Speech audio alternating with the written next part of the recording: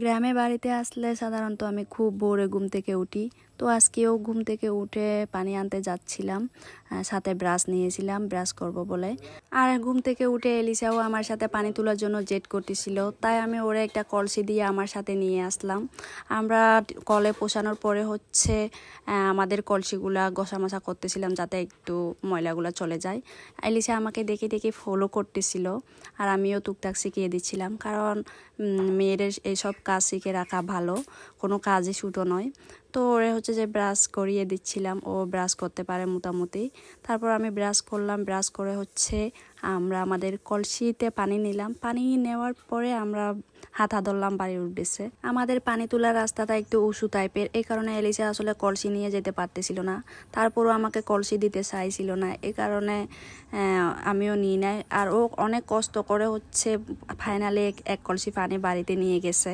এটা দেখে আমার খুবই ভালো লাগছে। আর এদিকে আমার আম্মু রান্না করতেছিল।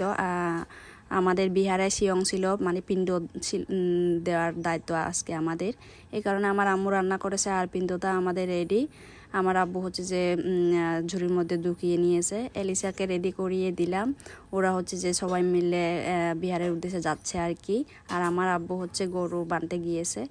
আমি ঘর পরিষ্কার করতে শুরু করলাম, কাপড় শুকাতে দিলাম। দেন আমাদের রুমটা অনেক অপরিষ্কার হয়ে গিয়েছিল, ময়লা, যার কারণে আমি একটু পরিষ্কার করতেছিলাম। আমার দিদিরা থাকলে এগুলো আমাকে করতে হয় না, ওরা যেহেতু নাই, প্রায় 1 মাস ধরে ওরা নাই, এই কারণে আমি করতেছিলাম আর কি। তো ঘরটা একটু ঝাড়ু দিচ্ছিলাম, অনেক ময়লা হয়ে গিয়েছিল। তো বাড়ির আশেপাশে ময়লাগুলো একটু টুকটাক পরিষ্কার করতেছিলাম। আমার আম্মু যেহেতু বিজি থাকে, এগুলো আসলে পরিষ্কার করা সম্ভব হয় না, তাছাড়া এলিসাকে দেখাশোনা করা লাগে। তো এগুলো পরিষ্কার করা শেষ করে আমি ভাবছিলাম গোসল করতে যাব। তো কাপড় চোপড় এবং সাথে একটা কলসি নিয়ে আমি টিউবওয়েলে যাচ্ছিলাম গোসল করার জন্য। আমাদের এখানে টিউবওয়েলে গোসল করা একটু কষ্টকর, কারণ টিউবওয়েল টেনে যে পানি নিয়ে আবার কাপড় ধোয়া গোসল করা অনেক একটু পেরাতা হয়। আপনারা শহরে যেভাবে থাকেন এভাবে আসলে আমরা গোসল করতে পারি না।